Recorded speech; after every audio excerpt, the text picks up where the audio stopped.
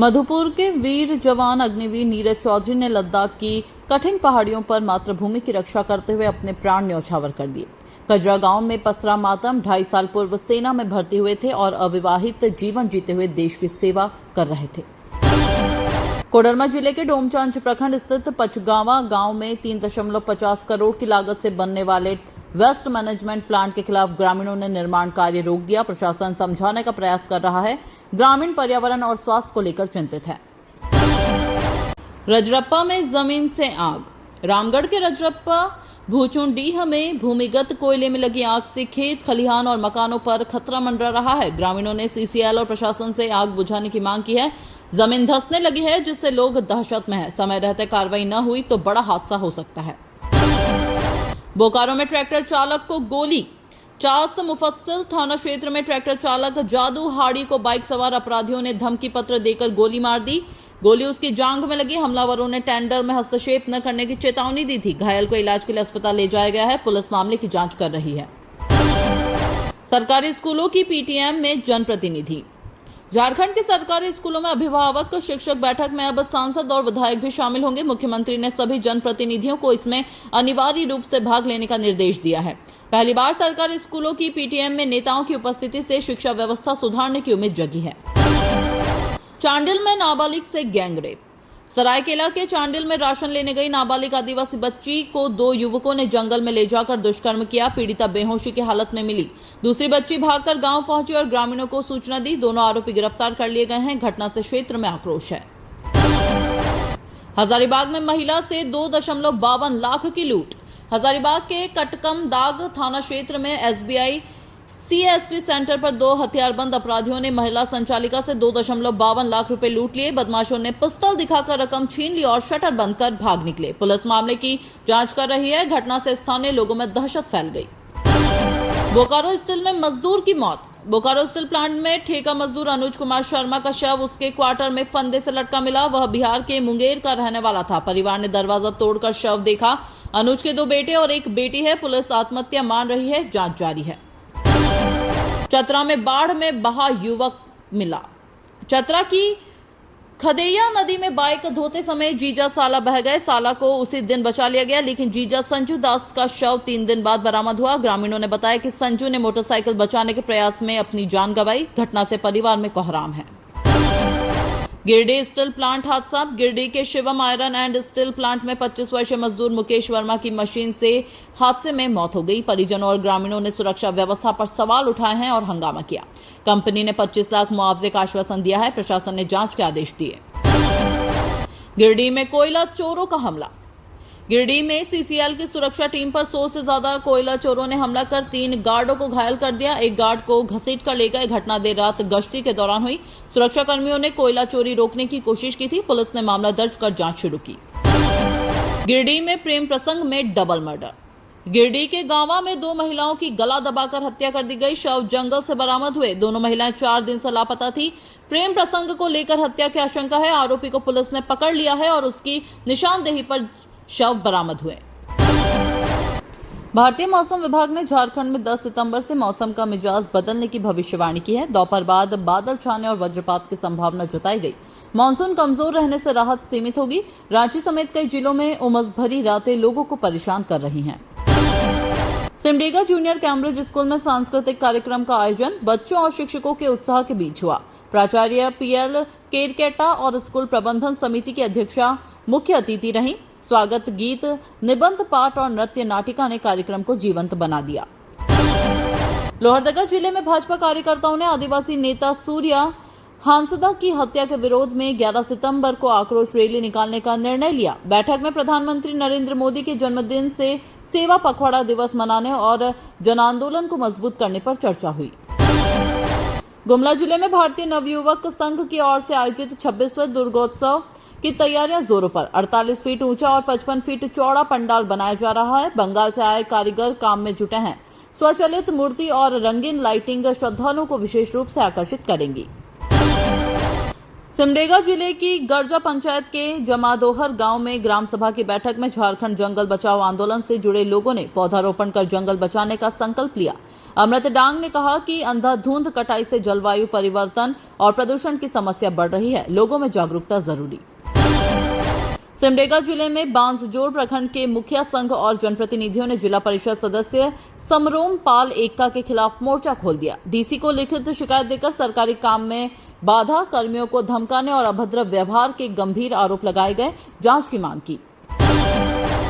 गुमला जिले से रमेश कुमार चीनी ने FJCCI के दक्षिणी छोटा नागपुर क्षेत्रीय उपाध्यक्ष पद के लिए रांची में 21 सितंबर को होने वाले चुनाव में दावेदारी पेश की।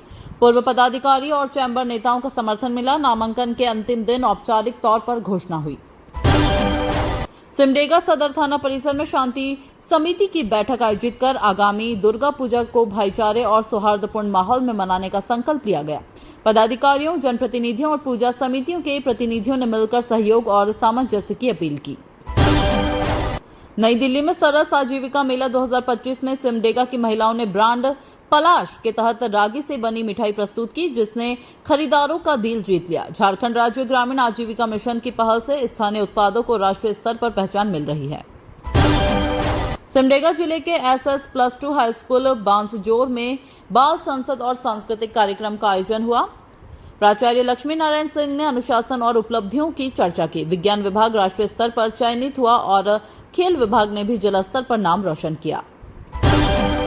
रामगढ़ जिले में सार्वजनिक दशहरा समिति ने 2 अक्टूबर को विजयादशमी पर सीदो कान्हो स्टेडियम में भव्य रावण दहन समारोह आयोजित करने का निर्णय लिया। 110 फीट ऊंचे रावण और 90 फीट कुंभकर्ण के पुतले आकर्षण होंगे। हजारों श्रद्धालु आयोजन में शामिल होने की तैयारी कर रहे हैं। रामगढ़ जिले के बरकाकाना बाजार में रेलवे प्रशासन के अतिक्रमण हटाने के आदेश पर सांसद मनीष जायसवाल के हस्तक्षेप से रोक लगी। दुकानदारों को छठ पूजा तक राहत मिली। DRM धनबाद के साथ बैठक में दुकानदारों की समस्याएं सुनी गई और फिलहाल बाजार टूटने से बच गया। रामगढ़ शहर के गोला रोड स्थित सरस्वती शिशु विद्या मंदिर में सप्तशक्ति संगम कार्यशाला आयोजित हुई। 26 विद्यालयों की 250 महिलाओं ने भाग लिया। विवेक नयन पांडे ने कहा कि बदलते परिवेश में महिलाओं को परिवार, समाज और देश के कल्याण के कार्यों के लिए प्रेरित करना जरूरी। रामगढ़ जिले के मगनपुर गोला प्रखंड क्षेत्र के सुथरपुर गांव में ग्रामीणों ने प्रेमी को रंगे हाथ पकड़ने के बाद प्रेमिका के साथ उसकी रजामंदी से शादी करा दी, जिससे गांव में अनोखी सामाजिक पहल और परंपरा का उदाहरण देखने को मिला। रामगढ़ सेंट्रल रोटरी क्लब ने शिक्षक दिवस के अवसर पर शिक्षा के क्षेत्र में उत्कृष्ट योगदान देने वाली 3 महिला शिक्षिकाओं को सम्मानित किया और यह संदेश दिया कि शिक्षा समाज की रीढ़ है तथा शिक्षकों की भूमिका सबसे महत्वपूर्ण होती है। रामगढ़ जिला समाहरणालय में ट्रांसजेंडर समूह के लोगों ने उपायुक्त फैज अहमद से मुलाकात कर समाज में अपने अधिकारों और सुविधाओं की मांग की, जिस पर उपायुक्त ने उनकी बात गंभीरता से सुनते हुए समाधान का आश्वासन दिया।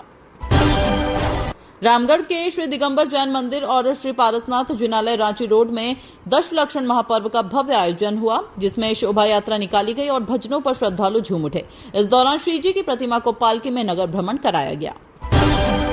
रामगढ़ बाजार में नियमों की अनदेखी कर हो रही प्रतिबंधित नशीली दवाओं और इंजेक्शनों की बिक्री पर खुदरा दवा विक्रेताओं ने डीसी, सिविल सर्जन और स्वास्थ्य मंत्रालय से रोक लगाने की मांग की तथा थोक विक्रेताओं पर गंभीर आरोप लगाए। रामगढ़ शहर के बिजुलिया स्थित श्री श्री दुर्गा पूजा समिति इस बार कोलकाता के ऐतिहासिक महल की तर्ज पर 50 फीट ऊंचा आकर्षक पूजा पंडाल बना रही है, जिसे बंगाल के कारीगर तैयार कर रहे हैं और यह दुर्गोत्सव का मुख्य आकर्षण होगा। रामगढ़ थाना पुलिस ने JC ज्वेलर्स दुकान में हुई गोलीबारी की घटना में जांच तेज कर दी है, जिसमें अपराधियों की तलाश के लिए कई टीमों द्वारा छापेमारी की जा रही है और पीड़ित पर ससुराल वालों की संलिप्तता का भी संदेह जताया गया है। लातेहार जिले के माको स्थित गुरुकुल बालिका छात्रावास का उद्घाटन सांसद और विधायक ने किया था, लेकिन उद्घाटन के मात्र 7 दिन बाद ही टेंडर प्रक्रिया शुरू होने से कामकाज की पारदर्शिता और प्रशासनिक गंभीरता पर सवाल खड़े हो गए। लातेहार भाजपा जिला इकाई ने घोषणा की कि 17 सितंबर से 2 अक्टूबर तक प्रधानमंत्री नरेंद्र मोदी के जन्मदिन अवसर पर सेवा पखवाड़ा अभियान चलाया जाएगा, जिसमें रक्तदान शिविर, स्वच्छता अभियान और स्वास्थ्य कार्यक्रम आयोजित किए जाएंगे। महुआडांड स्थित सेंट जेवियर्स कॉलेज में आयोजित बाल विवाह प्रतिषेध कार्यक्रम में नुक्कड़ नाटक के जरिए यह संदेश दिया गया कि बाल विवाह बच्चों के अधिकार और उनके उज्जवल भविष्य के लिए हानिकारक है तथा शिक्षा ही जीवन की कुंजी है। बरवाडीह आरपीएफ इंस्पेक्टर राकेश रंजन ने छात्र छात्राओं को जागरूक करते हुए कहा कि ट्रेन या रेल संपत्ति पर पथराव करना गंभीर अपराध है, जिसके दोषियों को जेल जाना पड़ेगा और रेलवे अधिनियम के तहत कड़ी सजा का प्रावधान है। बरवाडीह में विश्वकर्मा समाज की प्रखंड स्तरीय बैठक आयोजित कर सर्वसम्मति से नई कमेटी का गठन किया गया, जिसमें सचिन शर्मा को अध्यक्ष चुना गया और समाज में एकता एवं कमजोर तबकों की मदद करने का संकल्प लिया गया।